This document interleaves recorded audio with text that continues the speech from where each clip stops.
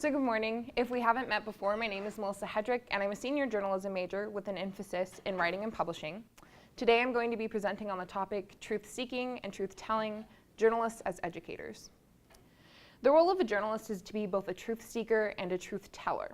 It's unfortunate that in our current day and age, it seems that the truth is harder and harder to come by as fake news runs rampant and media sites look to support specific viewpoints rather than objectively portray events and topics.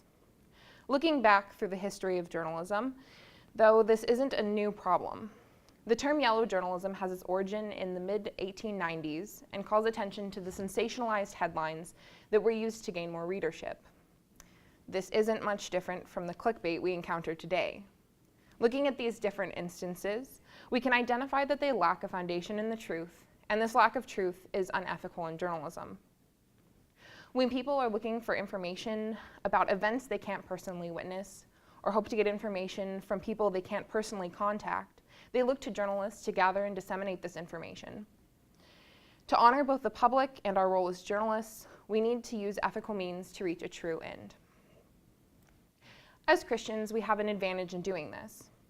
The public at large would think that we are at a disadvantage because of the majority of media is more secular or liberal. But we have access to truth in its essence. In John 14:6, Jesus says that he is the truth. We are to pursue this capital T truth, which goes to further our ability to reach any intermediate truths. Not only do we have to find the truth of every story we research, but we also have to share these truths in a way that upholds them. This process is the same process any teacher, professor, or educator goes through as they look to different books, professionals, or resources, distills what's most important, and presents it to their students in an accessible way. I realized this connection between journalism and teaching my first year at Biola when I was deciding whether I wanted to stay in journalism or switch to an English major with a concentration in secondary education. I'd first taken a journalism class in 7th grade, and despite the Cougar Chronicle being laughable when I look back, it was then that I realized I had a passion for the process of gathering and sharing information. At the same time, though, I'd always had a passion for reading, and in high school found it enjoyable to challenge myself as I delved into books more analytically. There are a few people, though, who simply make a living of reading books, so I combined this with my love of teaching, which I can something I can trace back to 3rd grade when I visited my former preschool teacher, read a book to her class, and had them color a corresponding coloring page. All of these experiences swimming in my head, I sat down at my desk in my dorm room, and I made a list of the best aspects of either major. I was able to find it in an old journal, and that's why it's listed up here. So as you can see, it wasn't the most extensive list, and I'm not sure what I mean by all of the things I wrote, but it got me thinking. The reason that I was stuck between these two options in particular was because they both had elements of learning and teaching, even though the methods of doing so were vastly different. In the end, I stuck with journalism. One of the things about being a journalist that I greatly enjoy is that it prompts me to be a lifelong learner. Knowledge and truth are things I plan to pursue no matter what career path I take, but if I continue to pursue journalism, it will be built into the job. Journalism does not function without the element of truth. It's essential to obtaining, without the element of learning, because it's essential to obtaining the truth. Sometimes it's not easy, as it requires in-depth research, asking challenging questions, and seeking different perspectives, but it is rewarding.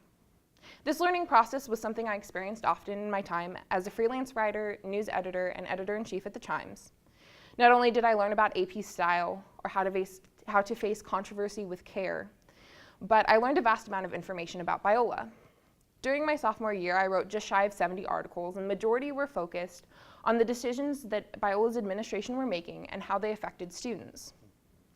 These articles could be about the restructuring of class requirements or tuition increases, but one of the topics I found the most interesting was about Biola Facilities' master plan. I had a great working relationship with Brian Phillips, the Senior Director of Facilities Management, and over the course of the year got to learn more about the not so often talked about plan. To give a brief synopsis, the master plan is a well thought through, City of La Mirada approved plan for future buildings and structures on Biola's campus. In here you can see that there are the purple color, any of the buildings there.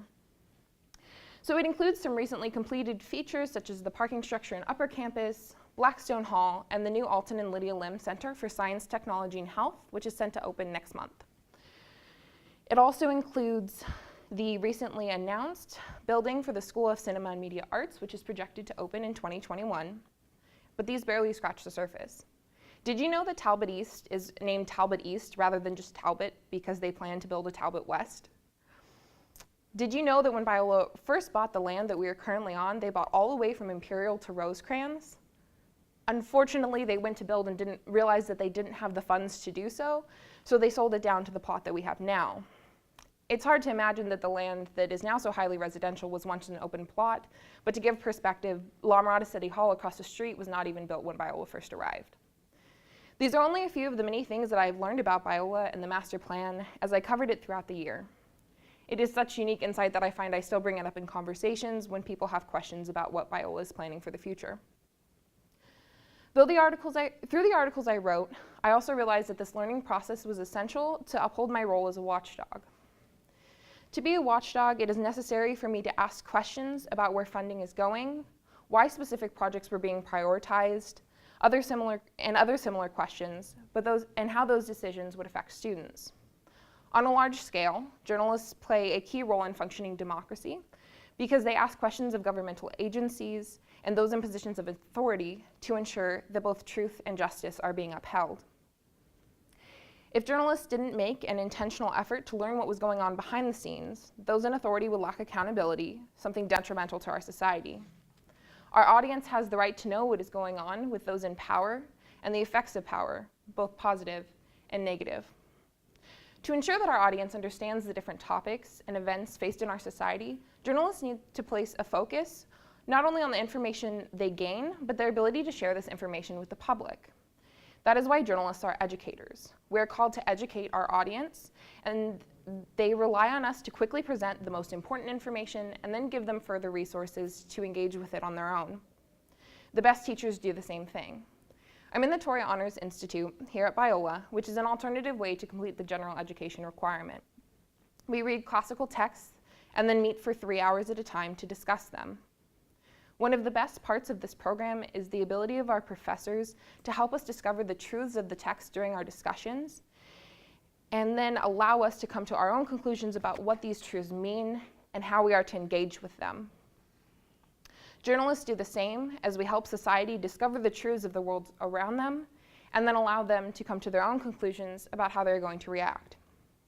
This is why journalists are held to high standards of objectivity, because the best educators don't simply tell their students what to think, but teach them how to think well and give them the resources to do so. Overall, we are unable to prevent bias entirely, as we must choose what stories to cover, what we include, what we omit, and who we trust as sources. We must pay special attention, though, to that we can handle these things tactfully and acknowledge the places bias may creep in. We need to present a full picture of things around us to our audience, and this cannot be done well if we don't cover stories objectively. One valuable way to do this is to ensure transparency. If, for example, you're covering an article but can't get interviews with authorities on both sides of a heated subject but have reached out to them, we must indicate in our article to show the public that we have done our part to contact sources with multiple viewpoints. So, all of this taken into consideration, what can journalists do to be strong educators? The first thing is to remain curious. Ask questions and genuinely listen to the responses of your sources, then ask follow-up questions and find more sources. The learning process is key because you can't teach others without a strong foundation in the truth first. It is important to go into topics willing to learn because they can cut down on bias. If you are intentionally seeking new information rather than simply trying to affirm what you already believe, it will help prevent you from being one-sided. Once you have found this information, you must consider how you're going to present it to your audience. A teacher would not teach a lesson to a kindergartner and a 12th grader in the same way. In the same vein, you would not write an article to an audience of college students and an audience of middle-aged women in the same way. They have different backgrounds and perspectives that a journalist must take into account. What would be acceptable and interesting at a public university would be shocking and negatively inflammatory to conservative private university. This isn't to say that you ignore the topic or present it in a way that allows bias, but you find a way to present the information in such a way that it allows the audience members an accessible entry point.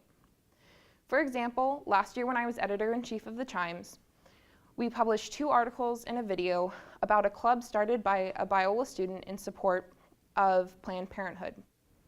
It was important to approach this topic because it was part of our community, whether people liked it or not.